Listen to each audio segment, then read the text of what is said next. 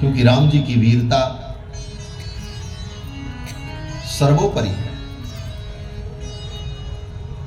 प्रजा के लोगों ने कहा कि इक्षामो हि महाबाहुम रघुवीरम महाबलम। हम सब की इच्छा यही है कि महाबाहु श्री राम जो रघुवीर हैं, इनका राज्याभिषेक हो और हाथी के पीठ पर सोने का हौदा कसा जाए और उस पर राम जी विराजमान हो और पूरे अयोध्या में इनकी शोभा यात्रा निकाली जाए। इक्षामो हि महाबाहुम रघुवीरम महाबलम गजेन महतायांतम रामम छत्रावृताननम। और राम जी के सिर पर छत्र लगा हो, सेवक जय जयकार कर रहे हों और इस प्रकार राम जी की शोभा यात्रा निकाली जाए और इनका राज्याभिषेक हो, राम जी गद्दी पर विराजमान हो। तो दशरथ जी ने पूछा, एक बात बताओ, मेरे राज्य में क्या आप लोगों को कोई दुख हुआ? क्या कारण है कि मेरे रहते हुए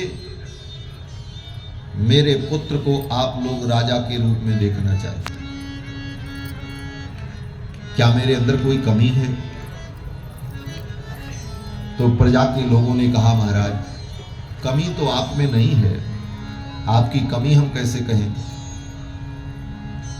आपने बहुत सुंदर राज्य किया, आपके राज्य में हम सुखी थे, परंतु जो विशेषता राम जी में है वो विशेषता आप में नहीं है। प्रजा के लोगों ने दशरथ जी से ऐसे कहा, जो विशेषता राम जी में है वो आप में नहीं है। दशरथ जी ने कहा, मेरे में वो विशेषता नहीं है। प्रजा के लोगों ने कहा, महाराज आप में नहीं है और आपके बाप में भी नहीं थी। भीतर से दशरथ जी बड़े प्रसन्न हुए। क्यों प्रसन्न हुए? बोले अपने पुत्र की महिमा को सुनकर। बोले पुत्र की महिमा के सामने उनकी महिमा को कम बता दिया प्रजा के लोगों ने। दशरथ जी को तो नाराज होना चाहिए था। बोले आप नहीं जानते हो, ये भारतीय परंपरा है। हमारी भारतीय संस्कृति में पिता और गुरु इन दोनों की यही इच्छा होती है कि मेरा पुत्र, मेरा शिष्य इतना महान हो, इतना विद्वान हो कि अपने गुणों के द्वारा, अपने विशेषताओं के द्वारा जिस दिन मुझे पराजित कर देगा उस दिन मुझे सबसे बड़ी प्रसन्नता है। ये भारत का गुरुत्व है। भारत का गुरु सदा यही चाहता है उसका शिष्य इतना योग्य बने कि अपने गुरु को ही पराजित कर दे। उस दिन उस गुरु को सच्ची शांति मिलती है, मेरा शिष्य सफल हो। शिष्याद इच्छेत पराजयम। अपने शिष्य से अपने पराजय की इच्छा रखने वाला गुरु केवल भारत में होता है और दुनिया में नहीं होता। इसीलिए भारत जगत गुरु है।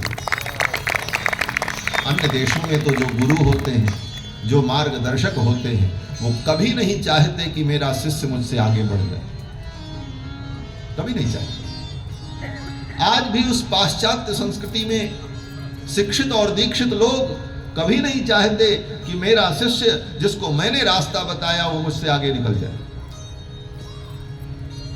और उसी संस्कार के कारण उस परंपरा से शिक्षित और दीक्षित जो लोग होते हैं वो अपने गुरु के सिर पर ही पैर रख करके आगे चले जाने की कोशिश भी करते हैं, क्योंकि उनके हृदय में भी गुरु के प्रति कोई श्रद्धा नहीं होती और गुरु के मन में भी भय बना रहता है, ये शिष्य मुझसे आगे न चला जाए।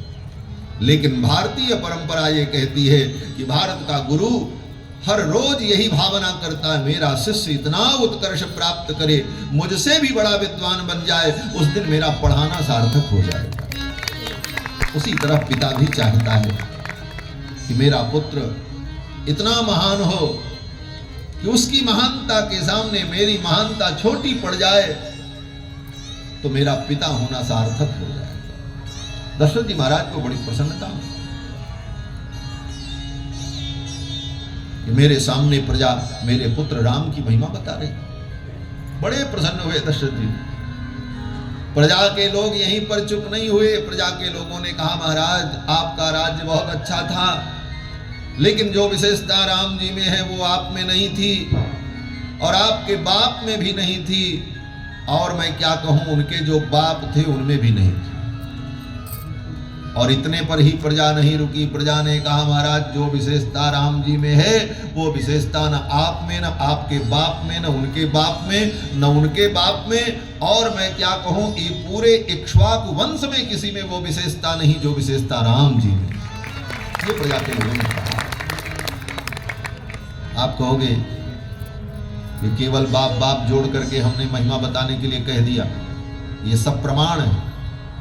क्या प्रमाण है? बोले वाल्मीकि रामायण में प्रजा के लोग कहते हैं इक्ष्वाकुभ्यो कि सर्वेभ्यो, बस इसी में सारा अर्थ आ गया।